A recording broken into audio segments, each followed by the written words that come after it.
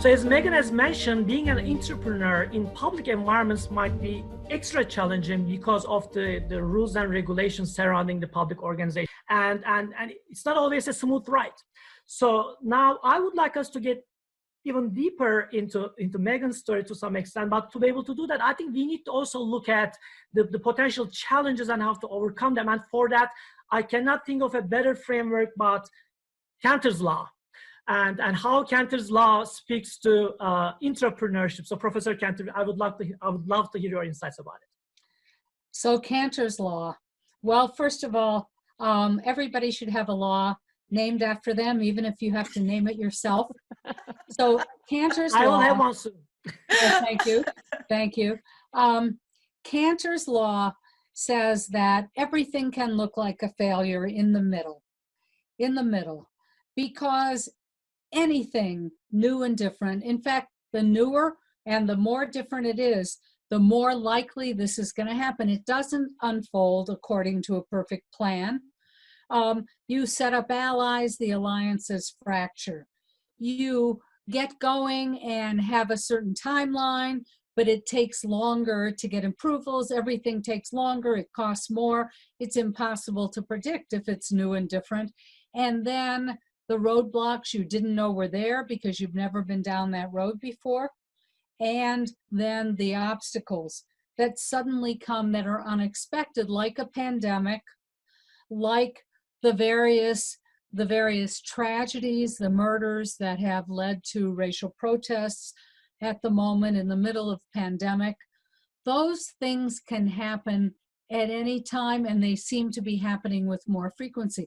That's why I devote a whole chapter in my book to the problems of middles, the miserable middles, and how it can feel like you're wandering through the desert looking for the next oasis, meaning the next milestone of accomplishment, and it's just dry and hard to get through.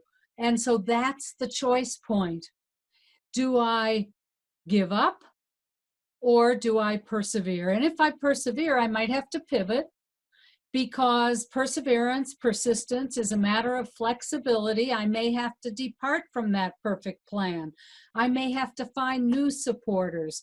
I may have to do an entirely new set of activities because the pandemic, for example, requires things we had not anticipated in our plan. And so that is the point that makes the difference between success or failure, at the middle, not the beginning. Everybody loves beginnings. You applaud at the launch. It's the middle. When you do the hard work, that's when the problems arise. Elizabeth and I are looking at each other and nodding heads because you just described the Wisdom Studio. And they've been developing this project for 3.5 to 4 years now with a mission to create an interdisciplinary platform to pursue organizational wisdom with live studio events and video episodes that we would produce from these events. And we've gotten ad hoc support for our projects. And this spring, we were about to launch our program with more continual support from our institution, and also and Elizabeth is a producer outside the university environment. I'm from the university environment, and so we created this little zone where we wanted to do something innovative, so we can really stretch the boundaries. So we were about to launch it with the support and live events at a time when we entered the pandemic, where live events are not possible. And two, we cannot get the institutional support right now. It's postponed because of the economic uncertainty surrounding the institutional environment. So our first response was, okay, maybe wait. But that response took only a few seconds. And in one conversation right in this room, when Elizabeth and I have decided, you know what, we owe to society. We've got to move on. And then that led us to exploring the digital platform, which now has created even bigger opportunities for us to connect with people, anybody around the world, including Professor Kanter, and producing these episodes. And that only happened because of Kanter's law. In the middle, we decided to move forward. And since then, we have been moving forward. Yeah, I concur. There's so much, and Megan and I and Hakam, we have all shared this in our organizations. There's so much, and your book is so rich and so encouraging. I want to thank you for writing a roadmap for so many of us. Well, thank you very much. And thank you for picking up on the optimism, because I do start out with a litany of these really daunting problems, of the things that people are very upset about, very concerned about. We are talking at a moment when all these problems are weighing on people very heavily, when it's so easy to retreat. Many people have to be at home and retreat into one's own shell, one's own building, and not think broadly and widely about what can be done. I think the best cure for that feeling of despair is activism, is doing something. That's why I like the fact that you're focusing on the people who get things done, whether or not they are told to. They just seize responsibility and do it.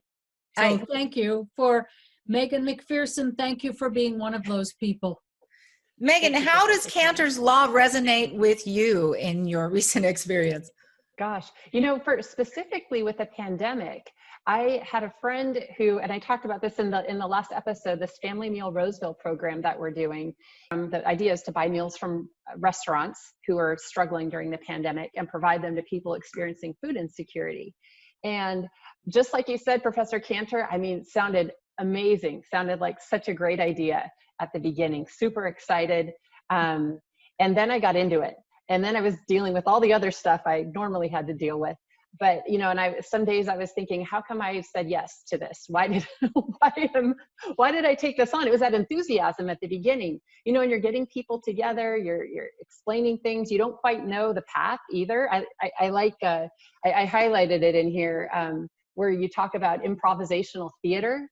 As did I, Megan. That's so funny. As did I, yes. And I know you have a theater background. I do. So you know, it takes shape in response to feedback. You know, that's how innovation and change occur. And you know that it is so true. And it's part of that Kanter's law of being messy in the middle, where you're improvising, you're finding your way through things that aren't clear, a path that, you know, the fog's only lifting a little bit the more you progress, but you can't see the end.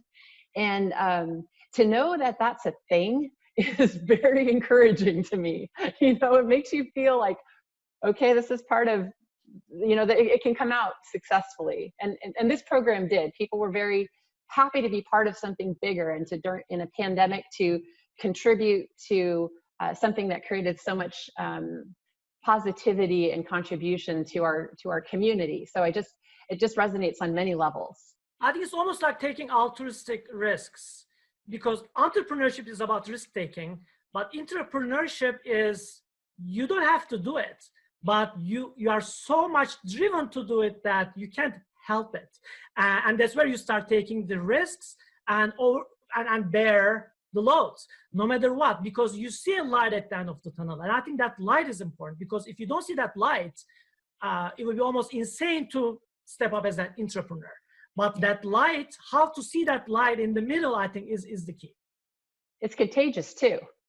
Exactly. You know, that's what I found too. When you bring an idea and you're excited about it, I mean, that the contagiousness with it just has its own energy force. I would love to give Professor Kanter the final words. I think we're really honored to hear from her today, and you've inspired all of us. Thank you. Well, one thing I like to say, and I say this at the beginning of my book, is that one of the impetuses for working on all this, writing the book, was because I attend too many events and dinner parties accompanied by fine wines. That's WHINES. That is the complaining cry and not the Cabernet. And, you know, I got tired of it, because it is true that national leadership can make a huge difference.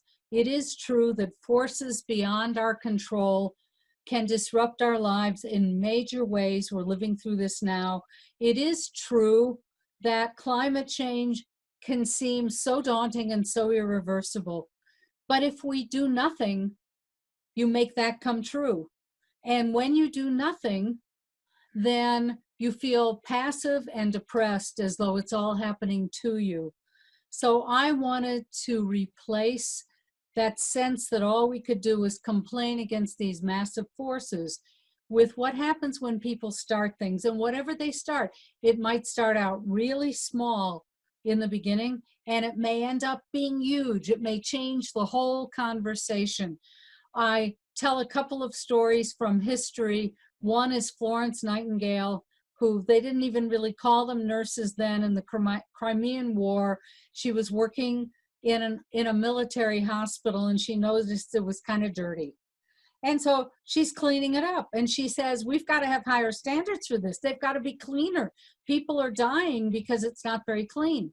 And so she pushed against the establishment. They pushed back. I mean, she's a woman. These are the British military in another century. And she persisted. She ended up writing a manual, Standards for Hospitals, and in a way helped create the modern hospital. It was just in time for the American Civil War, where we really did invent the modern hospital. And then she invented a whole profession called nursing and made it a real profession. So that was one little lady noticing something who created two big institutions. And what's interesting is now those institutions themselves are ripe for change. So we never create everything that's perfect. We're constantly revisiting, reinventing, reimagining our institutions, but it can be done. And who does it? It's those of us who have the idea, we see the need, we see a gap, and we get started. We keep the grand vision in mind, but we start one step at a time. Thank you for your great energy, Professor Kanter and Ms. MacPherson, at a time that's much needed. We thank you so much. Thank you. Thank you.